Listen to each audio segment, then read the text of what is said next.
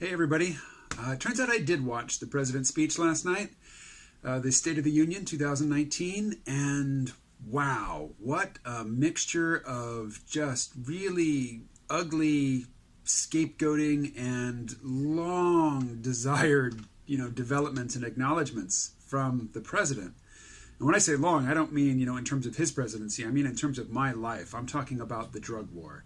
I have been waiting for a president in a State of the Union address to acknowledge that the harms of the drug war far outweigh the harms of drug abuse or drug addiction.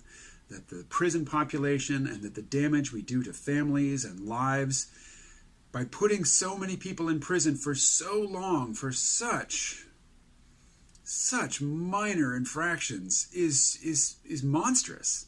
I mean, he didn't use the word monstrous, but he did take a large section of his speech. He had people, and this is all presidents do this at their State of the Union, but he invited various people, to attend who are not politicians or who are not famous or weren't famous until last night, to represent what's going on in the country, from his perspective, to illustrate, his view of what's happening in America. So he brought the surviving family members of an elderly couple who were murdered in their home by an illegal immigrant. But when it came to the topic of the drug war and mass incarceration and the criminal justice reform enacted under the Trump administration, he had two representatives of people, good people, who had been in prison for very long periods for non-violent drug offenses, who have been released under this First Step program. So, two back-to-back representatives of unjust casualties of the drug war. I loved that. And I'm going to read what he said about that in a minute. But first I have to acknowledge that all the scapegoating of illegal immigrants and the repetition of our unsafe southern border or our dangerous southern border, he said it again and again. I mean, I agree that immigration is a problem, but it's a problem because it puts downward pressure on wages for American workers. And the real downward pressure isn't coming from the people who walk across the border, to do menial work. It is the people who fly in, often with a visa, in order to do high-paid work that Americans could do, but foreigners can do more cheaply, and their employers will have more draconian control over the lives of foreign workers, who are here on a visa, a work visa, than they do over naturalized American citizens or native-born American citizens.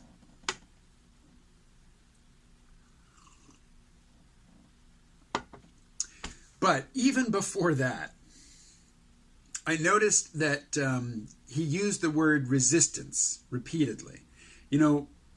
So many leftists who don't really care to challenge the drug war or the acceleration of the wealth disparity under algorithmic capitalism, who are very, very insistent on talking about race and gender, particularly racial and gender equality in the ownership class, in the very elite class of people, multimillionaires and billionaires.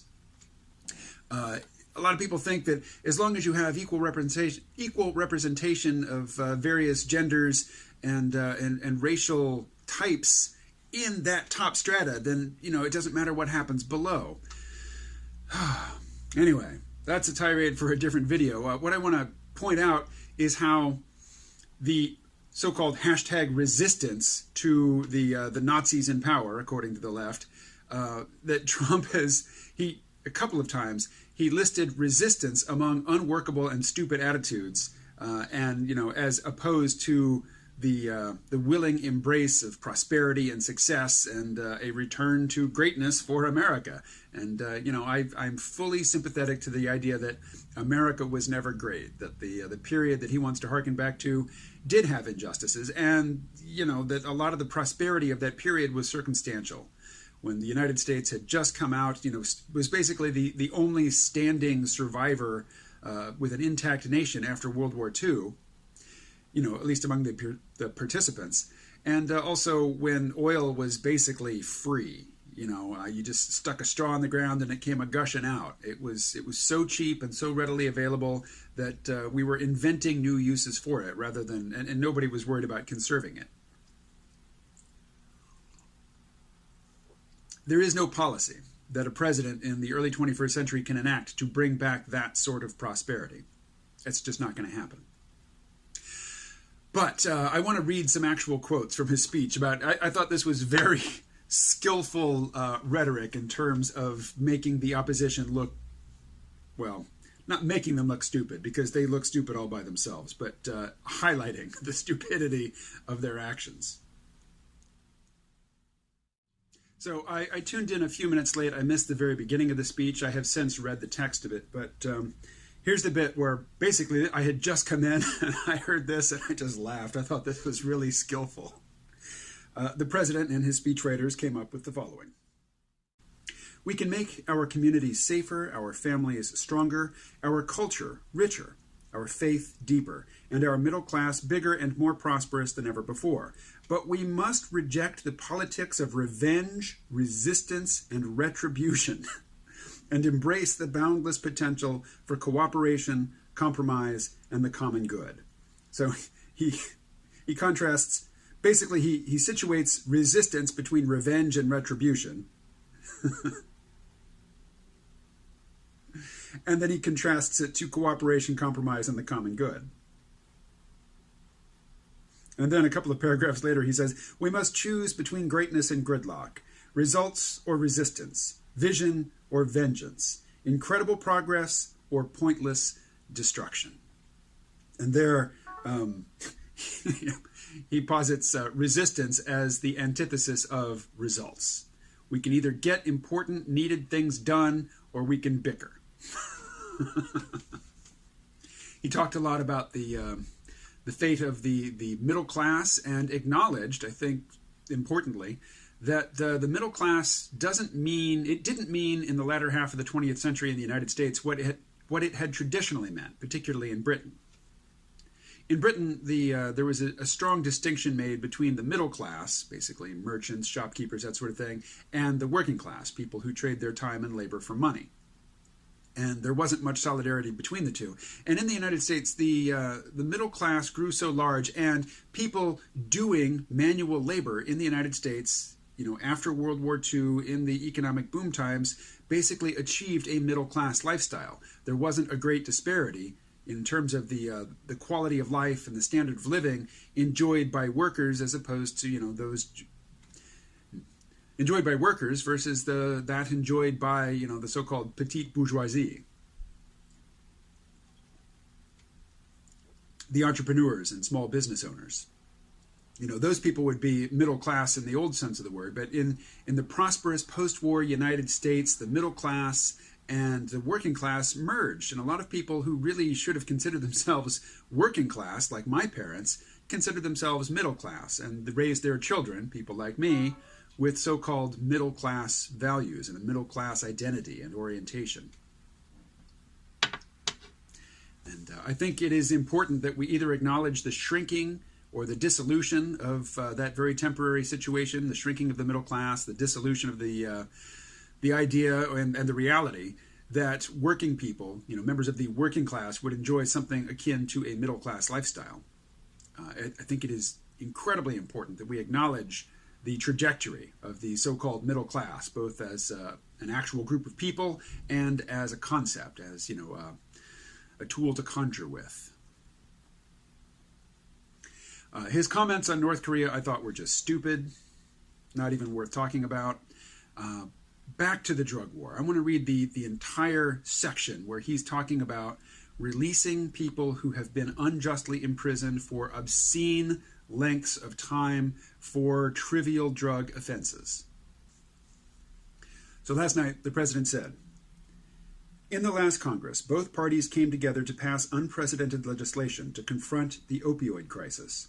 A sweeping new farm bill, historic VA reforms, and after 4 decades of rejection, we passed VA accountability, so we can finally terminate those who mistreat our wonderful veterans.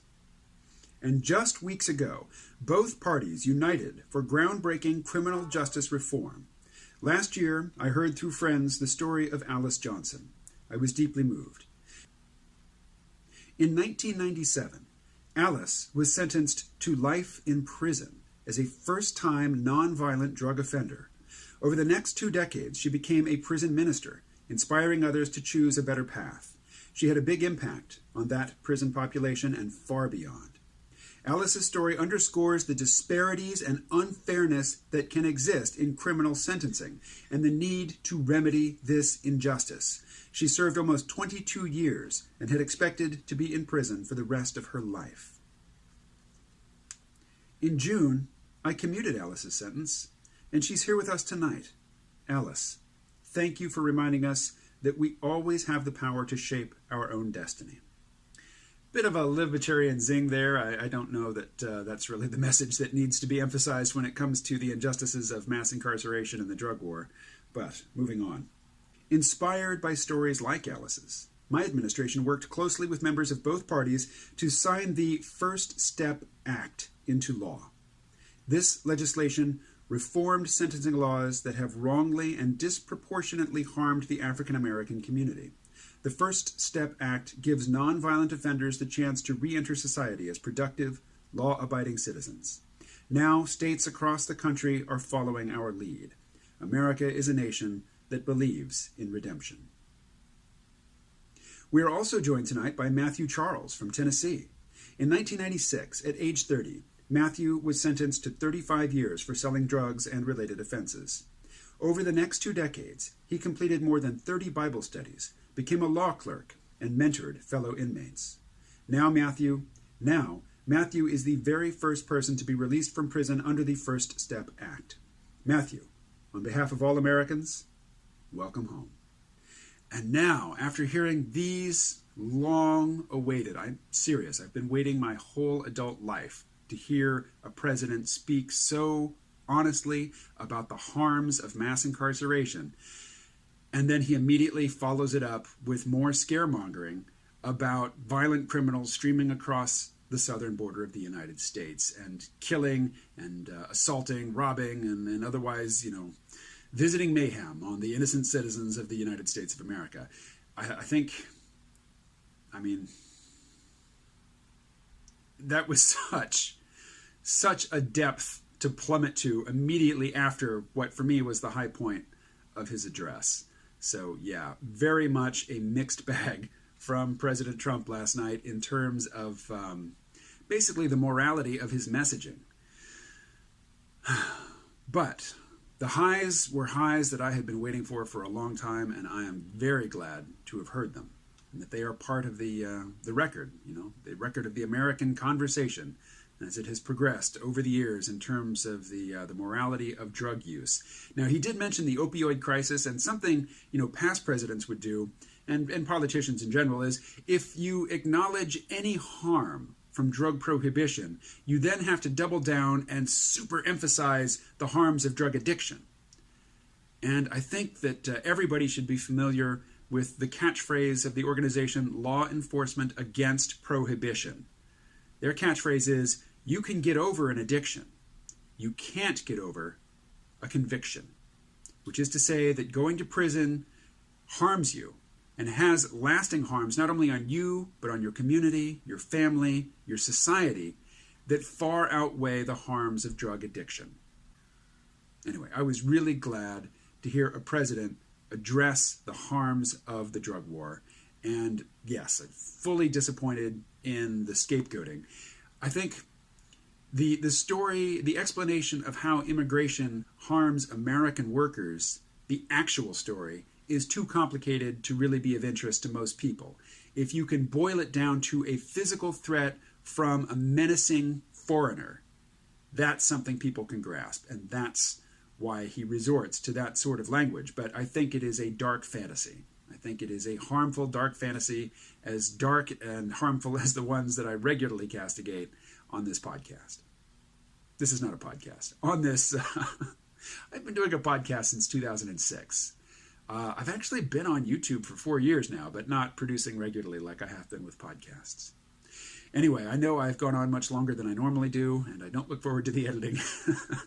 Not that there'll be a whole lot, but I do want to throw up some images. Thanks for watching.